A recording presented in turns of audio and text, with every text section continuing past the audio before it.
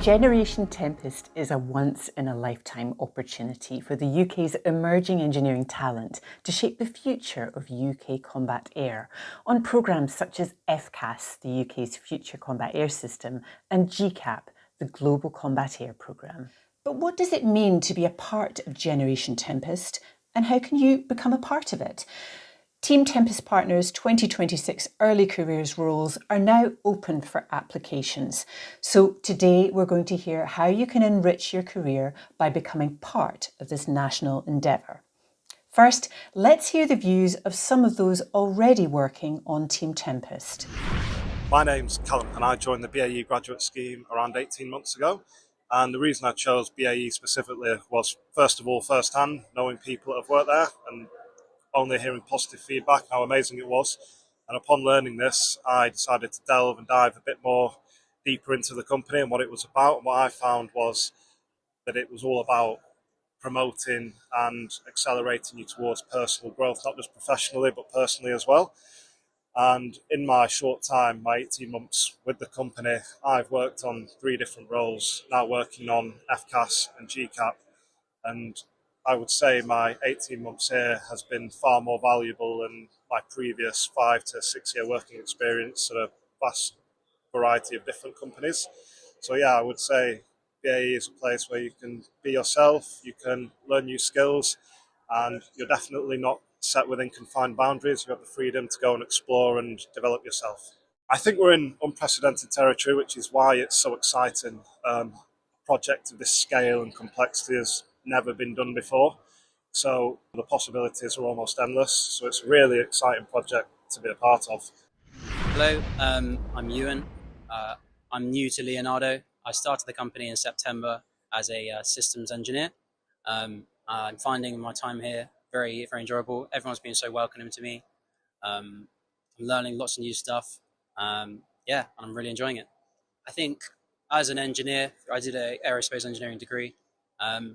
I thought systems engineering was for me, as it's quite a holistic view of things. And particularly Leonardo, I think with their sort of prestige in EW and their involvement with FCAS really drew me, as I'm quite passionate about fighter jets, things like that. It was that's why I wanted to get involved. So my day-to-day, I work in sort of digital integration. So it's quite a new aspect to me. I've learned a lot about networking and computers and things like that I wasn't sort of exposed to in my my university time. But on a day-to-day, sort of looking at interfacing diagrams, sort of communicating with other teams, building up a picture of the system, things like that. I'm finding it very enjoyable. I'm still quite new, so I'm quite learning, all the sort of nuances. But yeah, I'm really having a good time. I think with the amount of money, the amount of investment going into FCAS and defence, sort of across the board, I think it's an extremely exciting opportunity for someone starting their career. I think for me, being able to start specifically with FCAS and sort of maybe see that all the way through to when it's in service could be a sort of a really rewarding thing for me. Particularly, it's a bit sort of on my own anecdote, but I'm quite interested in sort of the defence sector. So yeah, I would encourage anyone who's interested to look that way. So my name is Molly from Rolls-Royce, and I joined on the Business and Enterprise Graduate Scheme back in 2022. So the scheme was a really good starting point for someone coming in early career because it gave me breadth across the Rolls-Royce business. So I was able to move around different functions. So everything from procurement and program management to business development, commercial and strategy. So what that meant was I was able to get that breadth across the business to be able to kind of go into a full-time substantive role, understanding how different functions work together. As part of the scheme as well, I was given a career coach and a mentor to be able to help me through the process and understand different development opportunities that were available for me early in my career. The other opportunity that I got during the grad scheme was actually to do a secondment to the Ministry of Defence. So to come outside of Rolls-Royce and actually come and sit with the customer to gain a better understanding of how they operate and take that learning back to my job at Rolls-Royce. So for myself personally, my first interest in defence was actually I studied history at university, and that was kind of how I was interested in the defence as a business and how the world operates, especially in the world that we're living in. And during my graduate scheme was the first time that I came across the Global Combat Air Programme, and I thought it was a really exciting programme to be a part of. So when I came off scheme, I chose to go into the programme I really wanted to be involved in this programme, apart from the fact it's really exciting. There's so many amazing technologies that we're looking at on this programme. It's a programme that could also last the whole of my career. It's exciting, it's about innovation, and also the international partnership and being able to work with people from different countries. So my name is Ron, and I'm a technical bid lead for FCAS and Tempest at MBDA. I joined MBDA in 2022 on the 2-year grad scheme. It was a great experience, and I did 1 year's worth of engineering, very detailed, working on parts of our effectors. I then did 2 external placements. So a good thing about doing a grad scheme at MBDA was you get to try out different parts of the business. That's not necessarily engineering. So I did 2 external placements outside, and it gave me an insight into just how big and wide the company was. That is a perspective that you don't necessarily get to see just when you're doing engineering, and allowed me to grow my network and increase my sort of stakeholder management skills. And it was, it was really, really good experience. I was able to attend different conferences and events, and just see a different side of the business that I don't think everybody got to see. What I enjoy about engineering and defence is the future and what it holds. And I was really lucky this year to attend RIA as part of Team Tempest. And I got to speak to members of the public, and I was able to explain to them the work that FCAS and Tempest are doing. So we've got a demonstrator flying in a couple of years' time, and we are able to de-risk a lot of technologies that we're going to be applying to the FCAS GCAP program and the benefits that brings about. I think there's a lot of exciting things happening. There's a lot of investment going on in this area. There's a lot of research and technology studies happening, and I think it's a really exciting time. If you want to get involved and be busy in defence, this is the place to be. Quite a number of varying perspectives there from young people pursuing a career across the Team Tempest partners. To discuss these experiences, as well as the benefits of the variety of career paths available, I'm joined by Liz, MBDA, Ellie, Rolls-Royce, Craig, Leonardo, Ilse, BAE Systems, and Phil, DE&S. Phil, defence equipment and support ensure that the Royal Navy, the British Army and the Royal Air Force have the right kit and support for both current and future operations, giving them the edge they need to protect the UK. From your perspective, what makes joining Team Tempest as an early career professional a unique opportunity compared to other roles in aerospace or defence right now? I think the way we're seeing the Tempest project, if you like, is obviously, as you said, a once-in-a-lifetime opportunity, but it's one of those areas that really, I think, for the first time, brings so many areas of technology together. From our perspective, there's been a massive move towards having engineers that can turn their hands to anything, if you like, and we've seen an increase in the number of digital and cybersecurity apprentices that we've taken on this year. For the first time, we've actually taken equal numbers of digital technology apprentices to engineering apprentices. And we've also moved away, I think, from that pure, you need to do the aerospace, to someone, so in our case, electromechanical engineering, that can do everything, and then later on in their careers move towards a more specialised area, if you like. And clearly, one of the other things that is almost unique for what we're trying to do is look at the integration. So the integration of the weapon system to the aircraft onto maybe the aircraft carrier, or wherever it may be based. So lots of opportunities to do a whole variety of things, to replace the days of when you would go down one particular career path and stick to that. This will cover, you name it, it will cover everything as far as I can see. Liz, it seems clear that career paths are changing, and that means the individuals you're looking for are changing as well. Are you applying different strategies at MBDA to attract that talent?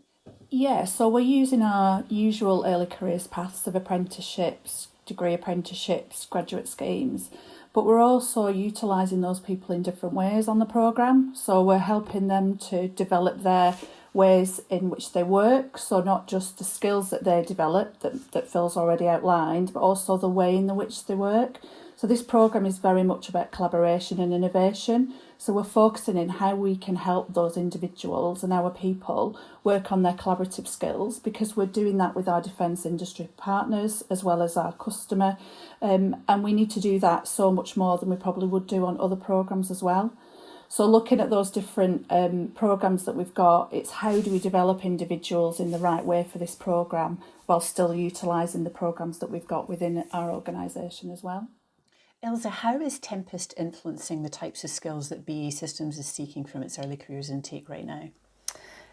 So we're doing a lot of promotion at the moment, and we're trying to show the kind of skills that we're looking for. We're hitting, or we're trying to target all markets, whether it's early careers, whether it's mid-careers, but early careers is a big focus, which aligns with the defence industrial strategy about trying to grow defence skill sets in the UK. We are doing quite a lot of focus and trying to communicate what we need from the digital and data. So we are trying to do quite a lot of that and provide visibility of what we're looking for and the benefits of going into that kind of area within a defence industry. Craig, at Leonardo, can you just describe the types of roles that are available in terms of apprenticeships, graduate schemes, degree apprenticeships? Yeah, of course, Zevi. So across Leonardo, we have coverage across all those different schemes. We've also got coverage all across the UK at Leonardo, particularly when you think of a programme like Tempest and the contribution that the different locations across Leonardo make to that. So we've obviously got our typical engineering roles, the whole breadth of engineering roles, and similar to Phil earlier on, we are seeing that those roles are starting to change and develop as we embrace new technologies. So we've got the traditional engineering roles, systems, software, electronics, but we're also now increasingly seeing things through particularly degree apprenticeships, the sort of more digital skills, cyber skills. So lots of opportunities across all those schemes. Ellie, Tempest is really being designed as a digital first programme. Is that influencing the types of skills that you're looking for in the roles that Craig's just described? I would say yes and no. I think digital is actually a skill that we would need, and you need in any role, even us as HR professionals. I think digital first is something that we're having to think about how we can utilise that in our roles. And actually, therefore, when I think about what that means for emerging talent and our early career programmes, we're looking at how we embed digital as a critical skill, AI, IT, into no matter what it is you decide to do or what programme you decide to join. So if I think about our opportunities across Tempest and across the defence within apprenticeships and graduate programmes, whether it's actually aligned very specifically to a digital type apprenticeship programme or an engineering type apprenticeship programme, or actually you're joining us on a business programme, those are skills that are going to become core and critical, and therefore we need to look at how we support young talent to develop them. Liz, looking at the support of developing the digital fluency of talent, how do you assess the level that they're at and how do you take them where they need to go? So this is about those conversations that managers can have with individuals about where they are in terms of their digital journey, what skills they have already, and then where we can utilise the work that we've got or the programmes we've got within the organisation. But then the beauty of this programme is that we can also work together to be able to upskill our individuals collectively. So that's something that we're looking at as a UK programme to be able to do, that will help us to make sure that we've got the right skills and those individuals with those skills at the time. But I guess for me it's about having those conversations to understand where they're at, and also then seeing how they can put that into that real life experience in the work that they're doing. Phil, putting you on the spot now, but if someone was to ask you, right, what are the top 3 skills we should be looking for Tempest for our early careers candidates, what would you say they are? Cool, that's a difficult one. Before I answer that, one of the things I was just going to add, though, is actually what we are seeing now is, so we've been obviously training, like the rest of the people here probably, digital technology apprentices for the past few years. with one of our suppliers, if you like, of that degree programme, actually, what they have been looking at is they are changing the syllabus. So digital technology for software engineers was very much based upon web design and web apps and those sort of things. Actually, what we're now seeing is changing to degree modules to put AI and machine learning and those sort of things in as well. And also, whereas we've been running a very traditional electrical electronics program, we're now doing that's much more moving towards a different apprentice standard with embedded electronics. So it's much more associated with the sort of Tempest project we're talking about. So what skills do these people need? God, blimey. They clearly need to be technically savvy and able and have the aptitude. I think that's the thing. Let's spot aptitude rather than initial ability up front. So have they got the right aptitude? Have they got the attitude, the enthusiasm for it as well? That, I think, takes you a long way. For us, really, as, if you like, the middle organisation between the suppliers and the end customer, the Royal Air Force, the Royal Navy, whoever it happens to be, for us, those people skills, those social skills are absolutely critical. That ability to manage your stakeholders, be they the customer or the supplier. Can they deal with people face to face? Can they do this? Can they persuade people into their way of thinking, if you like? Those, to me, are as equal importance to that technical ability. We can teach the technology, you know, it is I like the term bleeding edge. It is bleeding edge, but that ability, those soft skills, are absolutely critical. And we spend a lot of time in our assessment program right at the very beginning to see if individuals have got that. Can I just add something? Yeah, sure, yeah. Mm. I guess I was just reflecting on what you were saying, Phil, and I think, I mean, I absolutely completely and utterly agree. And we talk at Rolls-Royce kind of about human power skills, and I think that it's really supporting young people to understand that the technical knowledge that they develop, whether that's pre-joining or actually through the apprenticeship programme, is only a really small part of it. There's a really interesting report at the moment around the future of work that basically indicates that by 2030, 40% of the core skills that we need as organisations aren't currently available in our organisation. And when you look at what those skills are, they're not necessarily the hard technical skills that we all think they would be. Actually, they are all human power, soft, whatever you want to call them, skills.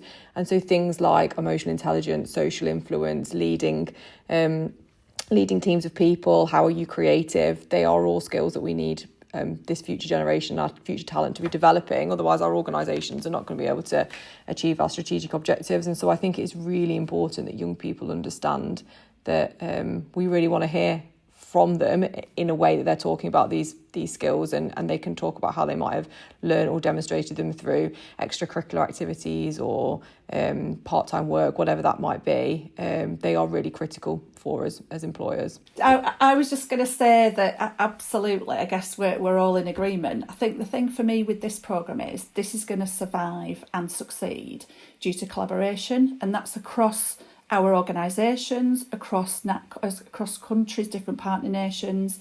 So those collaboration skills that you were talking about, Ella, you know, the ways that you can demonstrate you've got them can be from many different ways. And actually what we want to do is get these fired up individuals who actually can collaborate, can find different ways of talking to people, managing the stakeholders, Phil, as you talked about.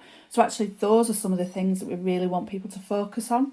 Ilse, was there something you wanted to say there? Yeah, just absolutely agree with everything being said. It's so the only two things that I would add to that, I don't think it's new necessarily to what's been said, but just gone into a bit more detail, is the other skills are curiosity and lifelong learning mindset. So it's a really long programme, this. Lots of things are going to change and evolve, and you've just got to be prepared to go on that journey. And then the other thing, which I think is more a benefit of working in this kind of environment, is collaboration is key. But what comes with that is a great opportunity to learn how to interact with different cultures. So how do you adapt your culture? How do you learn to get the best from some of our international partners that we work for? That's a whole new thing. I've never done that before, and I've just learned so much. So whilst there's lots of skills we need, there's lots of opportunities to grow and exciting ways to grow as well. Craig, would you agree with that there is a very real chance that somebody working in Tempest is going to have a chance to collaborate with colleagues in Japan or Italy? Oh yeah, definitely. And certainly internally within Leonardo, we see a really strong pull towards this programme because of that international element to it. So where you've got people that are working in different programmes internally, there's definitely a strong push, particularly within the early careers population, to become involved in this programme, because it gives people at a very early stage in their career real opportunity to experience things that are generational in some instances. So yeah, definitely, and it's definitely something that we feel not only is a good opportunity for people in terms of their sort of career and development, but also just more generally in terms of life skills. It's a really important opportunity for them. Tempest is a decades-long national and international endeavour, and so people can expect to see an arc of their career lasting over decades. So I'm guessing that the way that you're going to shape programmes to support career development and progression are going to be a little bit different for this. Craig, staying with you, have you got that in mind at Leonardo in terms of the longevity of this programme? Yeah, we definitely do. And probably similar to other people on this call, we have people who've worked in our organisation that have effectively been with a single programme. If we take the Eurofighter Typhoon, for example, that is a decade-long programme. It still continues to this day, and development continues to this day. And we're able to draw on experiences of people that have worked through their career on programmes such as that, again, international collaboration programmes, to understand how did that work for them, how can we learn from that experience, and how can we build it into people that are joining on this programme. Ellie, how do you support career development and progression? I think it's a great question. I think I would look at, and again, probably like some of the others on the call, if you look at Rolls-Royce as an organisation, you can create a career across Rolls-Royce without even leaving and making it feel like you're working at a different organisation, just to the nature and the size and the scale of what it is that we do. But I think it depends what you're interested in, and it depends what you want to do. I think if people want to go down much more of a technical route and they can see themselves developing quite detailed niche technical skill or capability, there's opportunity there. We've got university partnerships. I know a lot of our graduates sometimes go off and want to study kind of PhDs and really take things down a much more kind of detailed technical route. But equally, if actually you want to grow breadth and leadership capability, or you want to kind of develop outside a specific function, there is opportunity to do that, whether it's through formal talent programs or actually through kind of creating your own kind of network or pathway. I think one of the brilliant things when I look at something like Tempest is that we're organisations that all come together to deliver something at different parts of a supply chain or a process. And I see some of our graduates and our young talent actually going off and having careers at partner organisations and then returning, or likewise us I don't want to say stealing, us borrowing talent from my colleagues that are on the podcast, but then equally they might go back or they might do something different, and so you can actually almost create a career across Tempest through different organisations, and I think that's one of the really unique things about it. So yeah, the simple answer is that depending what it is you want to do, there are so many ways and opportunities and routes to be able to do that. Just, I suppose, just talking about how do we support, I think something that's really important on this programme, it's something called the Tempest Early Careers Network. So it's a group of people that connected. It's quite a sizable group and it's growing. And those people come together outside of, so they come together within work time, but to look at different activities outside their day jobs. And they look at how to deliver projects and support programmes. So a couple of examples are, we are heavily involved in STEM. And to bring that to life, we go to events as Tempest, and we need games. We need games to bring it to life. So the Tempest Early Careers Network, they have been asked to go away and design some games for that. or they may be asked to come to an event. So they were at an event a couple of weeks ago, New Scientist, a new event that we've gone to promote and just discuss the skills that this programme needs. So they were asked to go along, they were asked to help organise, they were asked to then present and talk to people. So that's all helping them with their careers as well. It's pushing them outside of the comfort zone, but it's exciting. They absolutely love it and they thrive. So I think that's a really, really good feature of how this programme helps to look after and develop our early careers. I would agree also, and that was one of the things actually linked to the Tempest Early Careers Network. There's a cross-partner placement programme, so linking into what Ellie was saying, we have people from the FCAS GCAP programme that can then go and have 6-month placements within other organisations, and actually that can also help the collaboration and innovation, and then those individuals can come back. So in MBDA we talk to those individuals that come back, and we can understand what have they learned, how can we work better together with our partners, because for all of us this is a learning journey. We're having to sort of find our way through some of this, so actually some of our young people are helping us to do that.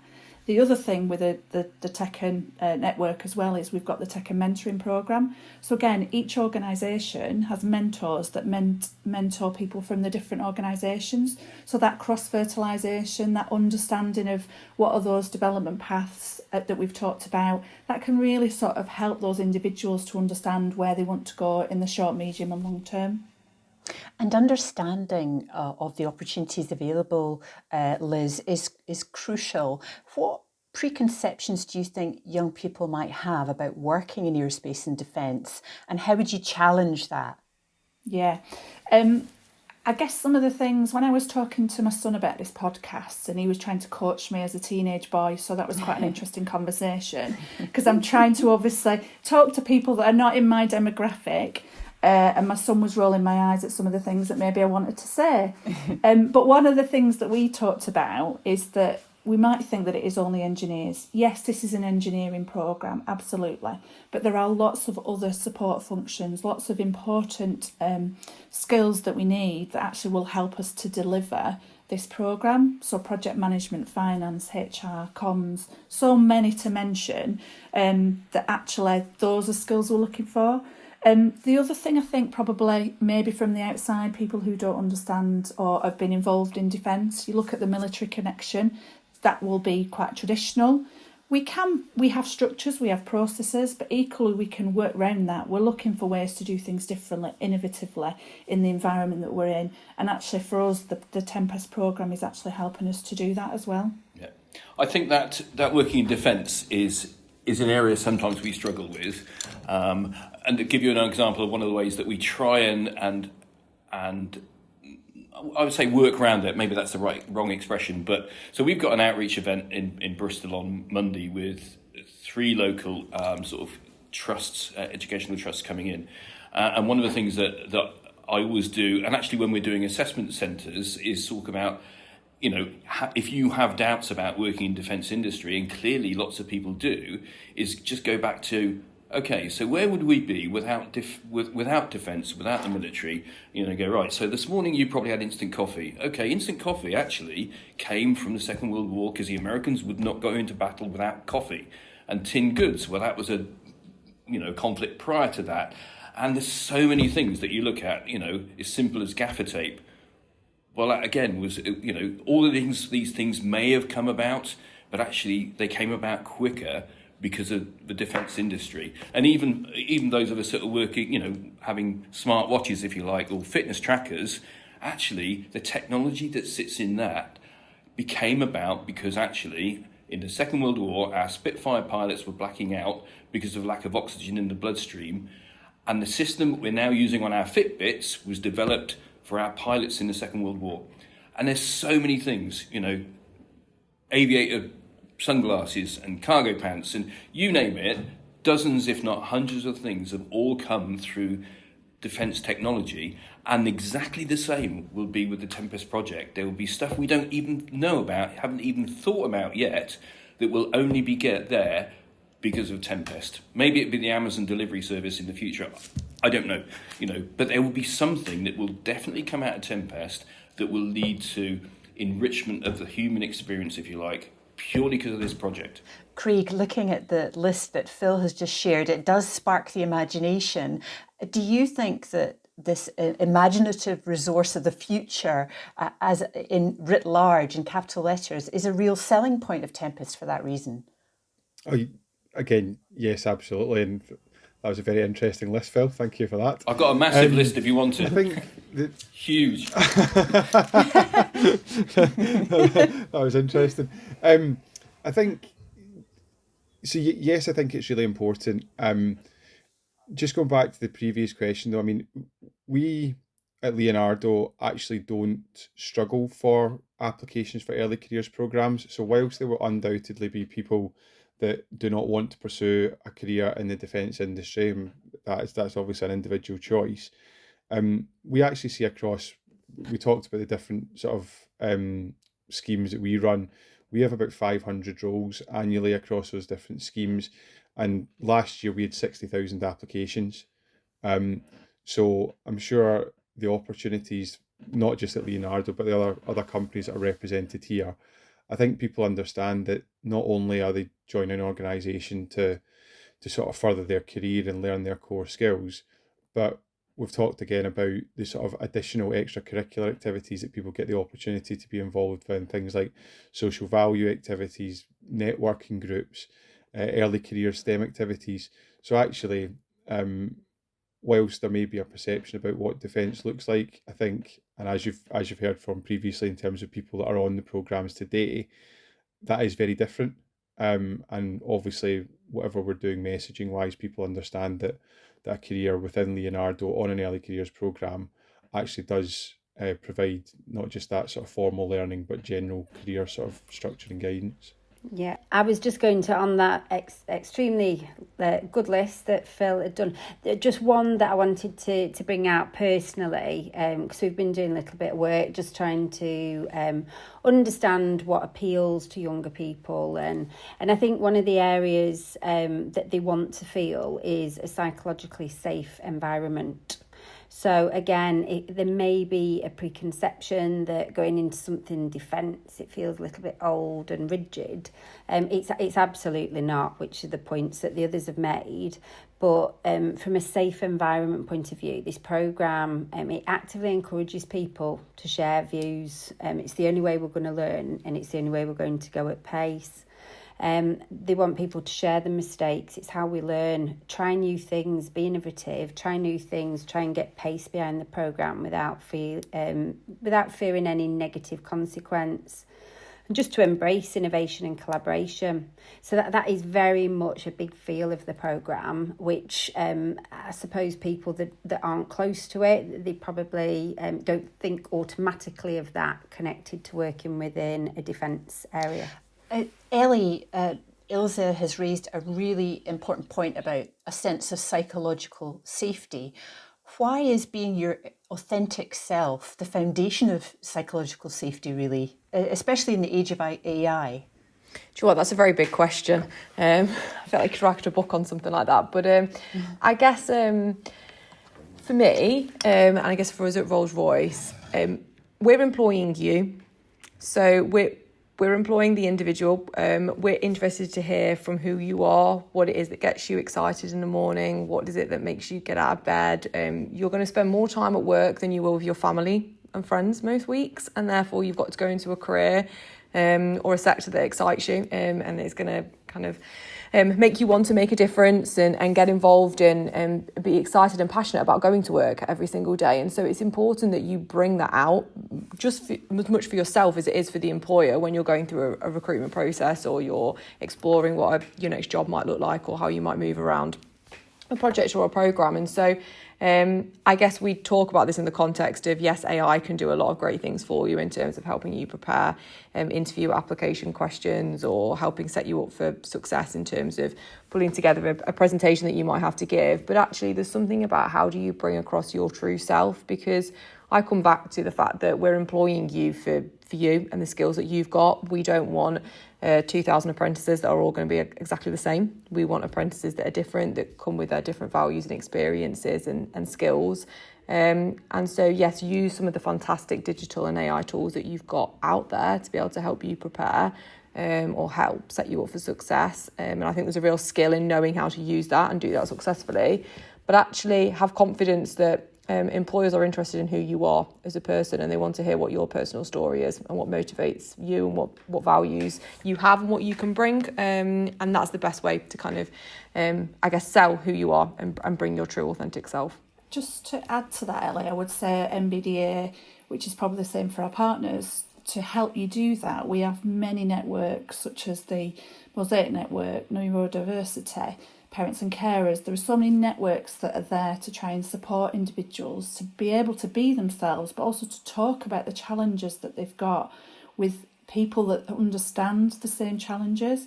And also that can help people bring their own authentic self, because they can learn from each other. They can help to navigate some of those challenges that they might have in their personal lives that might show up in their work lives as well. So those networks are really important from a company perspective in MBDA. I would also say have the confidence that what you'll see is that employers have got all of their different ways of kind of bringing this to life, and know that they want you to be able to be yourself and to talk about the things that matter to you. One of the things that we've done this year at Rolls-Royce is we've released all of our interview questions and assessment scoring guidance publicly. So it is literally on our careers website. You can see exactly what the assessor's going to see in that assessment centre. Anyone can access that, whether you're applying for a job at Rolls-Royce or not. But we've done that because we want to make you feel comfortable. We want you to be able to come in and be able to demonstrate who you are. It's not a test. We're not trying to trick you. We're trying to create that psychologically safe environment. And so every employer will demonstrate it in a different way. It will be unique to who they are as an organisation and their culture. But definitely look for that because it's important when you're exploring what your career might look like. Ellie, Liz, Craig, Ilse and Phil, thank you for your time today, and thank you all for listening to Future Horizons. To learn more about the opportunities highlighted in this episode, visit tempestcareers.com or click on the link in our bio. And don't forget to subscribe to Future Horizons so you never miss an episode. And if you can, please leave us a rating or a comment. We'd love to hear your thoughts.